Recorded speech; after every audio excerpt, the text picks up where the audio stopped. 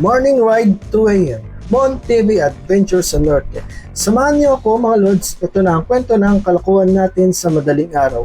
Mamaya pag-akyat ng bundok sa new highest point sa Tinok, Benguet. Preparation, ang wallet, check na mas mahalaga pa sa helmet. Alas 2 pa lang ng madaling araw, gising na ako mga Lods. Oo, 2 AM. Yung iba, kakauwi pa lang ng inuman. Ako, ready na sa ride. Una kong ginawa, hindi gloves, hindi helmet, wallet check muna. Siyempre, baka magpaka-adventure tapos hanggang kanto lang pala ang gasolina, di ba? May laman ng wallet, konti lang pero sapat na. Suot na ang gloves, helmet at siyempre ang paborito kong reflector vest na akala mo'y ninja sa dilim. Check na rin ang camera gear, baka mamaya puro hangin lang pala ang na-record. Take off, let's go! Panorte na tayo mga Lods. Bira agad mga ka-rider, binabaybay na natin ang daan ng Tarlac, dadaanan natin ng Pangasinan at papunta na ng La Union. May kasamang lamig, konting antok at maraming lamok. Pero go lang, ang motto natin kung hindi ka ready sa lamig, huwag kang magmotor ng madaling araw. Wala pang araw pero para tayong nagtatago sa zombie apocalypse sa dilim ng kalsada. Hill ride lang tayo, 60 to 90 lang ang takbo natin. Kung walang sasakyan, 90. Ayan, makakarating din tayo sa paroroonan. At dahil panorte tayo, ito na yung ride of our life natin. Super excited. First gas stop natin, Shell Gasoline Shop. Sa wakas, unang gas stop, Shell ang napili nating lucky winner. Pagbaba ko ng motor, parang gumapang yung lamig, papasok sa buto. Bakit parang ayaw gumising ni Manong Gasoline Boy?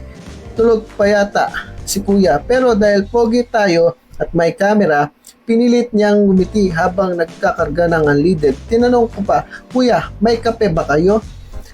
Wala po, pero may energy drink. Tama na rin yan. Kahit parang anti-freeze ang lasa, nasa La Union na pala kami. Ayan, 3 hours and 59 minutes na lang. Tinok, Benguet, highest point. New highest point.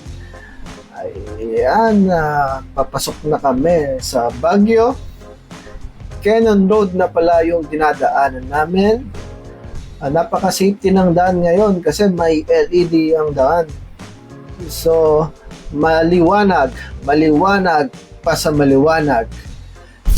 Cannon Road, the dark night rises, literally. Ito na, Cannon Road, baby. Ang daan na maraming kwento, romance, horror at minsan drama pag naiwan ka sa convoy. Madilim pa rin, parang eksena sa pelikula ni Batman. Yung daan, paikot-ikot, yung ilaw, kasing dami ng love life ko. Pero go lang, steady lang ang gas at panalangin. Lord, iligtas mo po kami sa biglang liko at multo. Okay, ayan, first stop namin is Lion's Head. Touchdown, Lion's Head. Pero, saan na siya? Mga Lods, touchdown Lion's Head. Pero, teka, asan na siya? Ang dilim pa rin. Parang hide and seek si Lions, nakatulukbong ng gabi pero kahit madilim, ramdam mo na ang vibes ng Bagyo. Lamig na parang nalalamig na sa'yo si Crush. Nagpicture pa rin, syempre kahit mukhang black screen lang.